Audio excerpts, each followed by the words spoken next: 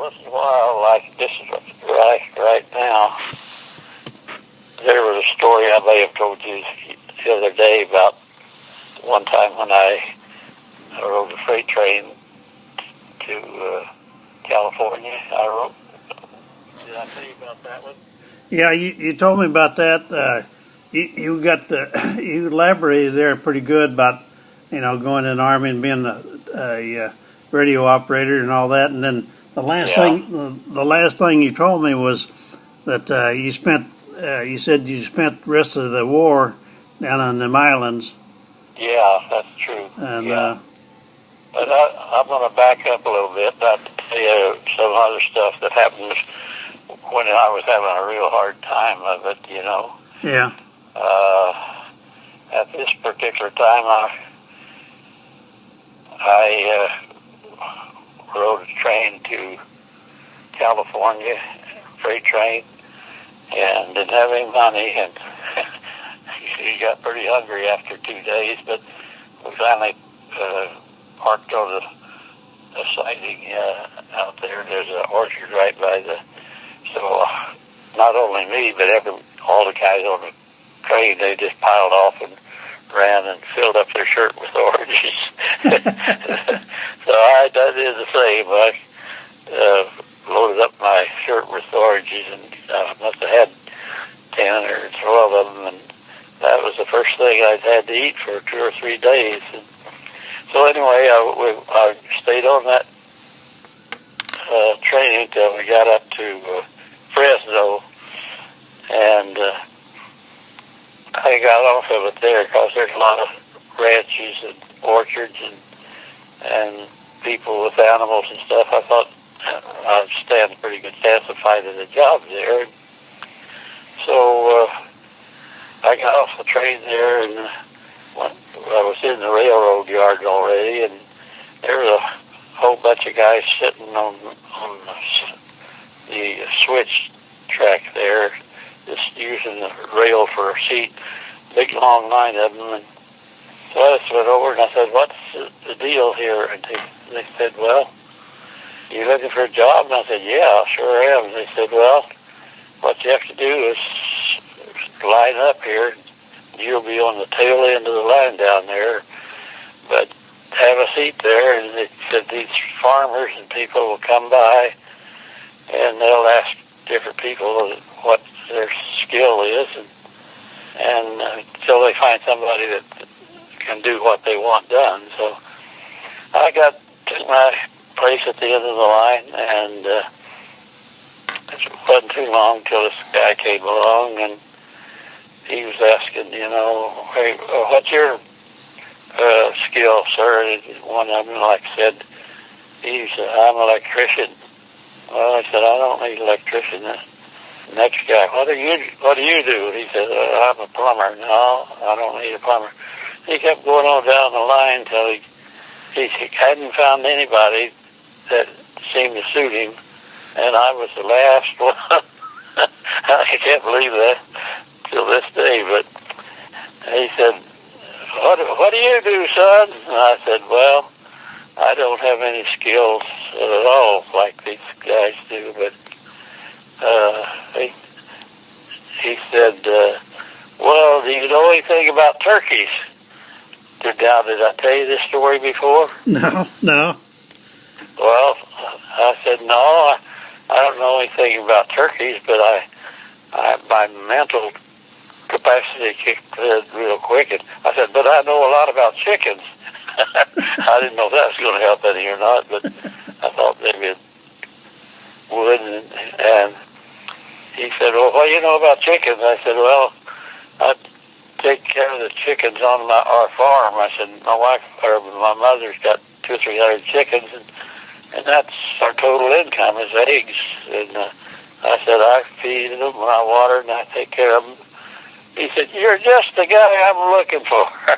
Wow. And I couldn't believe it because he passed up all kinds of people with higher skills than I had. Yeah. He said, "Come on with me." He said,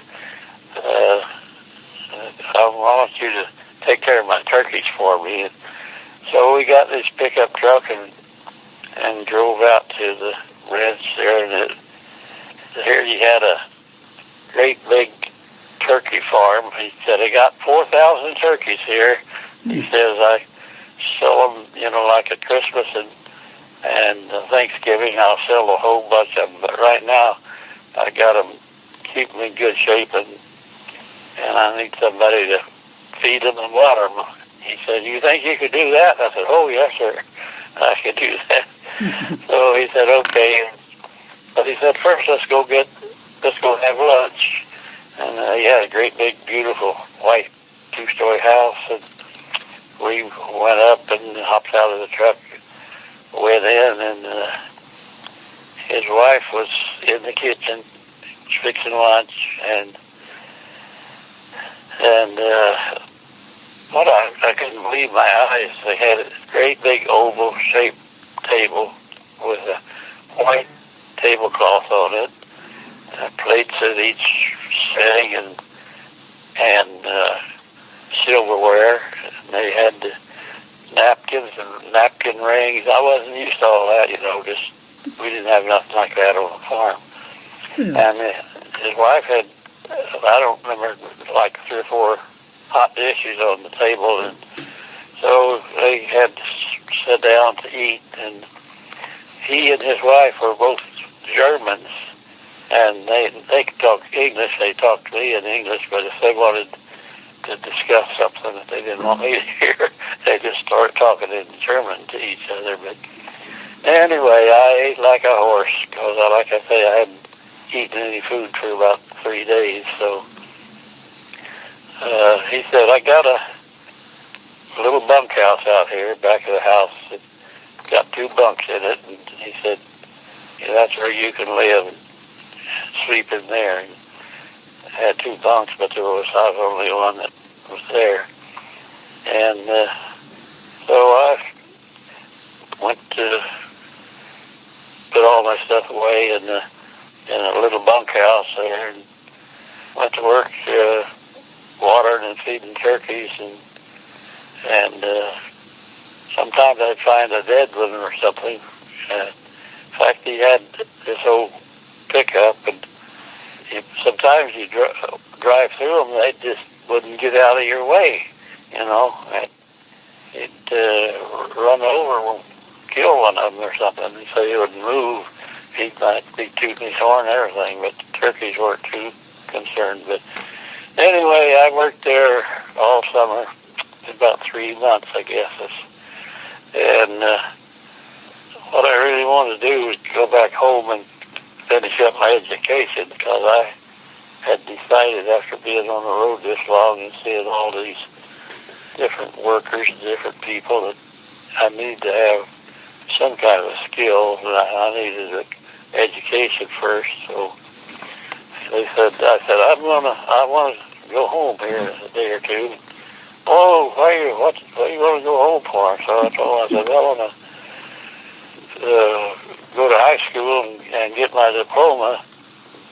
And they started trying to talk me out of it. They said, you could stay here with us and just be one of the family, They were going to let me just live there with them and take care of me and feed me and do everything, I said, well, I appreciate your kindness, but no, I said, I want to go home and I want to see my family too. I've been gone a long time, and I want to go to school, which is going to be starting in 2 or 3 weeks. So I said, well, okay, and so anyway, he took me back down to the railroad yard and turned me loose, and hopped the train going the other way back to Missouri, and got off of the train there in Poplar Bluff, and went home, and my mom and my brothers and sisters were glad to see me and everything, of course, and I was glad to see them. So I set about getting me some clothes that would be presentable enough to go to school in, and so I'd always had to wear overalls as a farm boy, you know what I'm saying? Yeah. And are you hearing me? Yeah, I got you good. Yeah. So Anyway, I always wanted, I used to call them waistband pants, you know what I mean? They were like made out of denim, but you used a belt on them. They were pants. So anyway, I bought me some pants and a shirt, whatever else. And then I had to buy books, too. They didn't even furnish you books. So somebody told me where I could find second-hand books. So I bought, I think it was 4 different books that I was going to need. And I started in the school there. But I didn't like it. You know, the way I'd been living amongst a bunch of rough and rowdy people that talked rough and swore, cussed, and, you know, blah, blah, blah. And here I am sitting in the classroom with a bunch of kids that don't know anything about the world or what I've been through. I just wasn't happy with sitting with all these kids, even though part of them were from my age and everything, but they tell their silly little stories and things. So anyway, I decided I didn't want to go to school. That was out for right now anyway. So I looked around all over the place and couldn't find any work. So they had a thing going for the CCC camp at Poplar Bluff there. And I went down and talked to them, and I joined the Poplar Bluff again, the CCC camp, and they sent me to New Madrid. You know where that is? Yeah, yeah.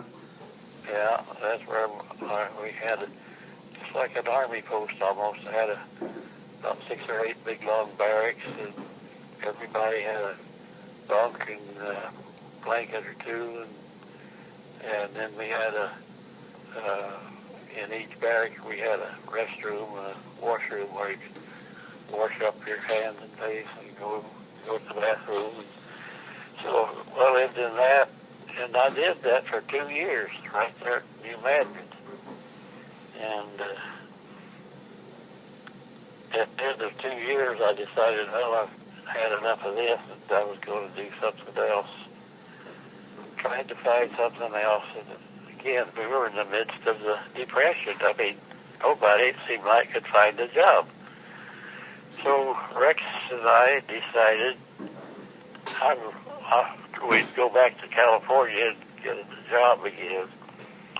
So we hopped a freight train and we got off the same place where I had before in Fort Worth, Texas. And there was, I'd say at least 100 guys in the railroad yard there.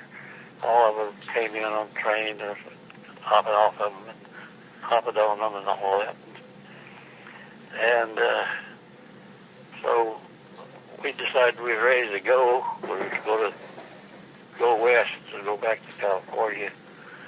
And